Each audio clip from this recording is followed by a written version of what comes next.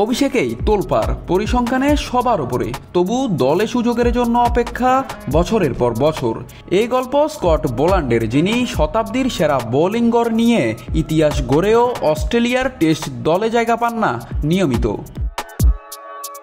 2021 সালে 32 বছর বয়সে বক্সিং ডে টেস্টে অভিষেক, আর ওই টেস্টেই ইংল্যান্ডের বিপক্ষে মাত্র 6 রানে 7 উইকেট নিয়ে চমকে দিয়েছিলেন বিশ্বকে। এরপর কেটেছে প্রায় 4 বছর। এর মাঝে অস্ট্রেলিয়া খেলেছে 39টি টেস্ট, আর বোলান্ড সুযোগ পেয়েছেন মাত্র 14টিতে।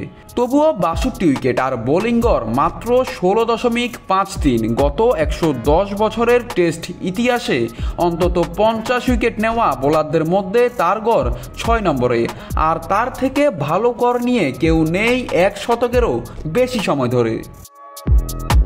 সাম্প্রতিক প্রদর্শনও ঠিক তেমনি বিস্ময়কর। জামাইকায় ওয়েস্ট ইন্ডিজের বিপক্ষে 6 মাস বিরতির পর মাঠে নেমে তুলে নিলেন হ্যাট্রিক, আর এটাই অস্ট্রেলিয়ার হয়ে টেস্টে 15 বছরের মধ্যে প্রথম হ্যাট্রিক, এবং গোলাপি বলের ইতিহাসে তিনিই প্রথম হ্যাট্রিকধারী। এই ম্যাচে প্রথম ইনিংসে নিয়েছিলেন 3 উইকেট, আর দ্বিতীয় ইনিংসে স্টার্কের 6 উইকেটের সাথে জুটি বেঁধে ওয়েস্ট ইন্ডিজকে গুড়িয়ে দেন মাত্র 27 রানে। ফলে অস্ট্রেলিয়া ম্যাচ জিতে নেয় 176 রানে। এতেই 3 ম্যাচের সিরিজে স্বাগতিকদের হোয়াইট ওয়াশ করে কামিন্সের দল।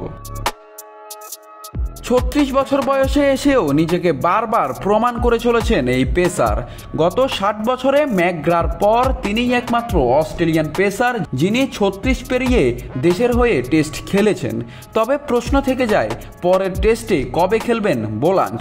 প্যাট কামিন্স, মিচেল স্টার্ক আর জশ হ্যাজেলউডের মতো 3 তারকার ভিড়ে জায়গা পেতে তাকে চাই আরও অপেক্ষা।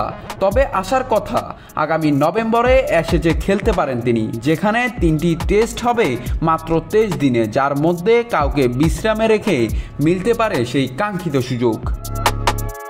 নাত রাহুল, নিউজ না স্পোর্টস।